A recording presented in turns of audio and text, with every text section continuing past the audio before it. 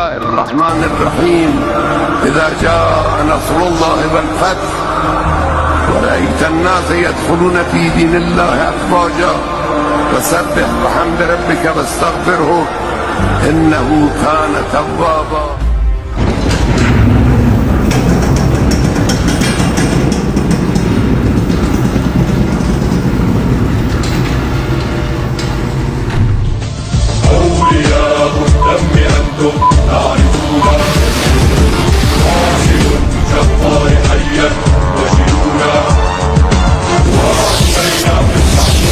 Sebuah perang yang sejak awal dirancang singkat, 2 hari yang bahkan paling lama hanya 4 hari, dengan anggaran yang sudah dihitung rapi. Namun justru berubah menjadi pusaran konflik panjang yang tak terkendali. Waktu berjalan, hari demi hari berganti, hingga genap 1 bulan peperangan berlangsung. Bukan meredah, justru intensitasnya meningkat. Iran tidak menunjukkan tanda-tanda melemah. Sebaliknya, mereka menyatakan dengan tegas, serangan akan terus dilanjutkan, tidak hanya terhadap Israel, tetapi juga terhadap seluruh fasilitas militer Amerika di kawasan Timur Tengah, sampai benar-benar habis dan lumpuh total. Di titik ini, keseimbangan narasi perang mulai berubah. Amerika dan Israel yang sebelumnya tampil penuh percaya diri, kini justru goyah, yang bahkan sangat mengguncang dan berpotensi mendekatkan negaranya dalam kehancuran yang tak terbayangkan. Serangan udara yang diharapkan menjadi penentu kemenangan gagal memberikan hasil signifikan. Melihat kondisi serangan udara yang gagal total, bahkan sejumlah jet tempur canggih dengan nilai fantastis justru hanya diledakkan oleh drone cerdas murah milik Iran, kondisi itu tentu akan menguras biaya perang Amerika. Pada akhirnya, kapal induk tercanggih dan termahal di dunia, Abraham Lincoln pun diturunkan dengan armada pendukung, kapal selam, kapal penghancur, kapal ranjau, dan seluruh armada pendukungnya. Serangan laut dan udara pun semakin masif dilakukan agar dapat segera meruntuhkan kekuatan Iran. Dominasi laut yang selama ini menjadi kebanggaan Amerika pun tak mampu menembus pertahanan Iran yang telah disiapkan selama puluhan tahun. 2 kekuatan besar itu seperti menghadapi tembok yang tak terlihat, bahkan juga tak difahami lawan. Setiap serangan Israel dan Amerika justru dibalas lebih keras, lebih presisi, dan lebih menghancurkan. Yang mana balasan itu selalu saja merugikan lawan, merusak armada dan menggugurkan tentara. Sebanyak lebih dari 37.000 tentara IDF telah tewas dan belasan ribu tentara Amerika juga berguguran. Ekonomi dalam dan luar negeri Amerika pun bergejolak. Dolar semakin lemah. Selat Hormuz yang sepenuhnya dikuasai Iran menerapkan pembayaran menggunakan yuan. Dalam negeri Amerika, krisis energi. Inflasi semakin dalam. Hal itu membuat ekonomi Amerika mendekati keruntuhan yang bahkan di luar imajinasi siapapun. Yang sebelumnya merupakan negara adidaya yang menguasai hampir seluruh sumber daya dunia, kini harus dibuat terpuruk oleh negara yang sebelumnya diremehkan. Dalam kondisi seperti itu, langkah yang sebelumnya tak terpikirkan pun mulai muncul. Permintaan damai tanpa syarat diajukan, sebuah sinyal bahwa tekanan yang dihadapi sudah berada di luar ekspektasi. Namun, Iran menolak. Mereka tidak hanya menolak, tetapi menetapkan syarat. 3 syarat berat sebagai harga penghentian konflik. Syarat yang bagi Amerika terasa seperti pengakuan kekalahan. Namun, disinilah konflik berubah menjadi lebih rumit. Ego, gengsi, dan tekanan politik internal membuat keputusan menjadi tidak lagi rasional. Alih-alih menerima syarat tersebut, peperangan justru dipaksakan untuk terus berlanjut. Biaya yang dikeluarkan melonjak drastis, mencapai angka yang hampir tak masuk akal, mendekati 5.000 triliun.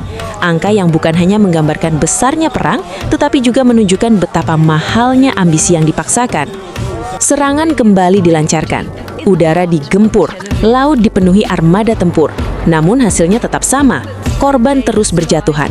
Puluhan ribu tentara dari pihak Amerika dan Israel gugur. Anggaran terus terkuras, tetapi posisi di medan perang tidak berubah. Iran tetap berdiri, bahkan terlihat semakin dominan. Kondisi ini menciptakan dilema besar. Mundur berarti mengakui kekalahan. Maju berarti memperpanjang penderitaan, baik dari sisi militer maupun ekonomi. Disinilah negosiasi kembali muncul, bukan sekali tetapi berulang kali, hingga 7 kali upaya dilakukan.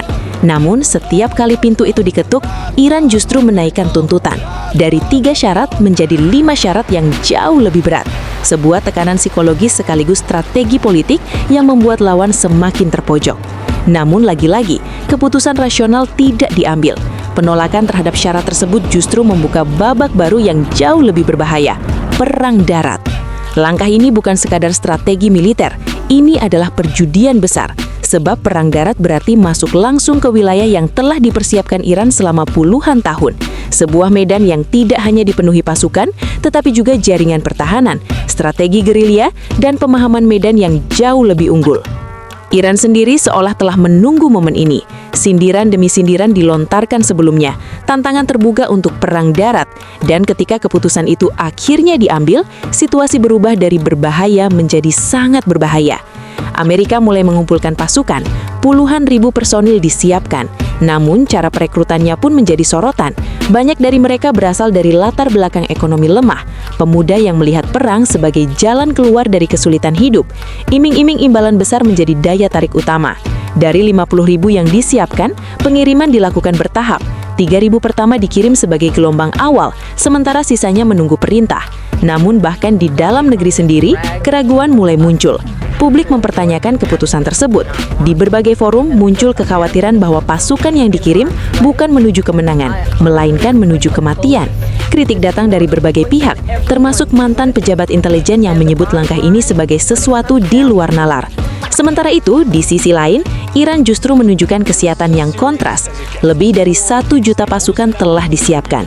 Bukan hanya dalam jumlah, tetapi juga dalam kesiapan mental dan strategi. Dalam pidato-pidato yang menggema, perang darat disebut sebagai momen yang telah lama dinantikan. Sebuah kesempatan untuk menunjukkan kekuatan penuh yang selama ini disembunyikan. Janji pun diucapkan dengan nada yang tidak main-main. Tidak akan ada tentara asing yang kembali hidup. Sebuah pernyataan yang bukan hanya retorika, tetapi juga bagian dari perang psikologis. Situasi semakin kompleks ketika melihat kondisi Israel. Dari dalam muncul peringatan keras. Komandan tinggi militer menyampaikan jika perang terus berlanjut, eksistensi negara itu sendiri bisa terancam. Jumlah pasukan aktif menurun. Generasi muda mulai kehilangan minat untuk menjadi militer. Wajib militer yang dulu menjadi kewajiban, kini justru ditolak oleh banyak pemuda. Mereka lebih memilih menghadapi konsekuensi hukum daripada harus turun ke medan perang. Ini menciptakan krisis yang lebih dalam, bukan hanya soal kekuatan militer, tetapi juga soal keberlanjutan sebuah negara dalam menghadapi ancaman eksternal. Di saat yang sama, peta geopolitik berubah, sekutu mulai menjauh. Negara-negara yang sebelumnya mendukung kini mengambil jarak, bahkan beberapa di antaranya berbalik arah. Isolasi perlahan terbentuk, sementara Iran dengan segala tekanan yang diberikan justru terlihat semakin solid. Strategi yang matang, pemahaman medan, dan kesiapan jangka panjang membuat mereka tidak hanya bertahan, tetapi juga mendominasi. Dan di tengah semua ini, satu hal menjadi jelas. Perang yang awalnya dianggap singkat dan mudah telah berubah menjadi ujian besar bagi kekuatan, strategi, dan bahkan ego para pemimpin dunia.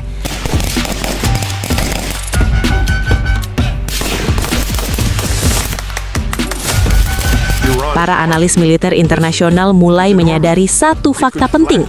Iran selama ini tidak pernah benar-benar menunjukkan seluruh kekuatannya.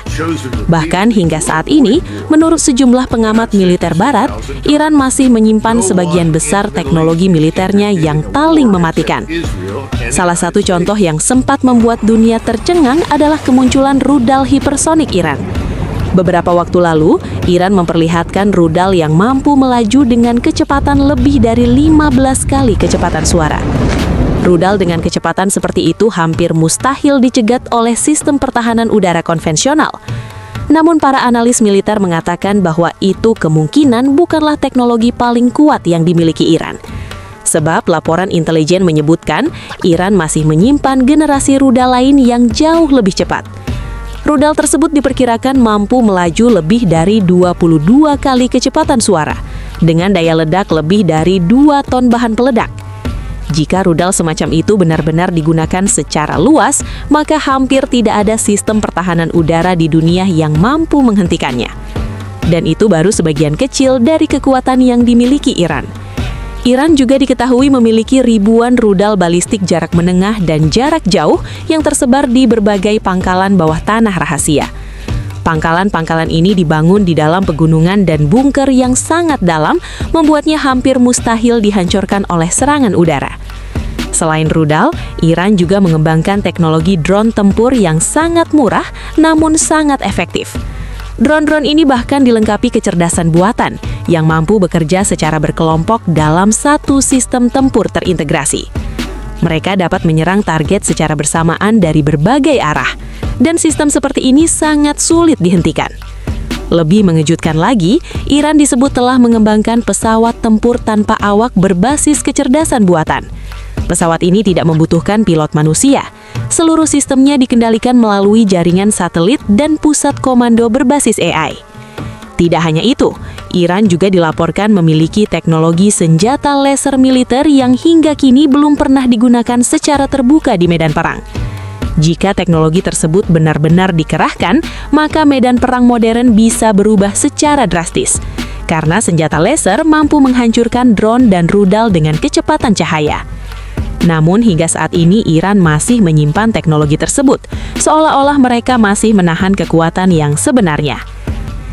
Iran sendiri diketahui mampu memproduksi drone cerdas sebanyak 400 unit setiap harinya. Walau dalam kondisi berperang, Iran masih tetap memproduksi, sebab markas atau pabrik drone itu terletak jauh di dalam tanah yang sangat aman dan mustahil musuh mampu menembusnya. Iran's arsenal of missiles is enormous. It could flatten Israel in a day. They have the power to go to war. They have chosen repeatedly to avoid war. And I've said this 1,000 times. No one in the Middle East is interested in a war except Israel and the United States. Situasi perang antara Iran melawan gabungan Amerika Serikat dan Israel kini memasuki fase yang semakin menegangkan. Jika awalnya konflik dunia melihat Iran sebagai pihak yang diserang dan terpojok, kini situasi itu justru berbalik tajam. Iran justru menyatakan bahwa inilah momen yang selama ini mereka tunggu. Dan pihak Amerika dan Israel justru kebingungan menanggapi tantangan Iran tersebut. Selama bertahun-tahun, para perencana militer Iran memang selalu memperkirakan bahwa suatu saat konflik dengan Amerika atau Israel bisa berubah menjadi perang terbuka. Karena itulah, Iran tidak hanya membangun kekuatan udara dan rudal, tetapi juga mempersiapkan satu skenario yang sangat spesifik, perang darat skala besar di wilayah Iran sendiri. Dan kini, ketika ketegangan mencapai puncaknya, Iran justru mengeluarkan pernyataan yang mengguncang dunia. Para komandan tinggi militer Iran menantang Amerika agar segera menginvasi daratan Iran. Bahkan lebih jauh lagi, mereka secara terbuka mengatakan kepada Donald Trump dan kepada pemerintah Israel bahwa jika mereka benar-benar yakin dengan kekuatan militernya, maka datanglah langsung ke Iran. Bagi Iran, invasi darat bukanlah ancaman. Justru itulah yang mereka tunggu. Para komandan militer Iran bahkan mengatakan bahwa mereka sudah tidak sabar menunggu tentara Amerika yang selama ini disebut sebagai militer paling ditakuti di dunia, benar-benar menginjakkan kaki di tanah Iran. Pernyataan ini membuat banyak analis militer terdiam. Sebab dalam sejarah modern, sangat jarang sebuah negara yang menjadi target serangan justru mengundang invasi terhadap wilayahnya sendiri. Namun bagi Iran, keberanian itu memiliki alasan yang sangat jelas. Para pejabat militer Iran percaya bahwa kekuatan utama Amerika berada pada teknologi udara, armada laut, serta sistem persenjataan jarak jauh. Tetapi ketika perang berubah menjadi pertempuran darat dan perang gerilya, keunggulan itu tidak lagi mutlak. Sejarah bahkan pernah membuktikan hal tersebut. Amerika pernah menghadapi situasi serupa ketika mereka berperang melawan Vietnam dalam konflik besar yang dikenal sebagai Perang Vietnam. Saat itu, militer Amerika yang memiliki teknologi jauh lebih maju justru mengalami kesulitan besar menghadapi strategi perang gerilya yang dilakukan oleh pasukan Vietnam. Jika Amerika saja harus kalah dengan tentara Vietnam saat perang gerilya, lantas bagaimana mungkin Amerika bisa bertahan menghadapi Iran saat perang gerilya? Namun jika ego dan gengsi Donald Trump tetap menginginkan perang gerilya dan nekat menginvasi Iran, itu artinya mereka tengah menggali kubur mereka sendiri. Dan hingga hari ini, ancaman invasi Amerika justru dijawab dengan tegas. Iran justru mempersilahkan tentara Amerika memasuki wilayah Iran. Dan di sanakah dilihat siapa yang akan lenyap? Biarkan dunia yang melihat. Namun tantangan Iran itu justru membuat Donald Trump kebingungan harus melakukan apa. Perang udara tak berhasil, justru korban jiwa dan kerugian terus menghantam. Perang gerilya pun Amerika tidak berani. Saat ini Donald Trump benar-benar kebingungan untuk menyudahi perang melawan Iran yang ternyata sangatlah membahayakan posisi Amerika yang tengah berada di tepi jurang kehancuran ekonomi, politik dalam negeri, hingga geopolitik global. Namun di sisi lain, Amerika dan Israel tak mau mengakui kekalahan telak itu, padahal Iran melakukan itu seorang diri. Dan yang pasti, walau Amerika sudah memberi ancaman akan menginvasi Iran, namun bagi Amerika invasi ke Iran itu mustahil. Itu artinya bunuh diri. Bagi Iran, jika itu benar-benar terjadi, Iran bersumpah akan pernah membiarkan tentara Amerika bisa kembali pulang. Iran bersumpah akan membuat Amerika menyesal seumur hidup. Perlu diketahui, Iran tidak hanya memiliki wilayah yang luas dan penuh pegunungan, tetapi juga memiliki doktrin militer yang secara khusus dirancang untuk perang gerilya jangka panjang.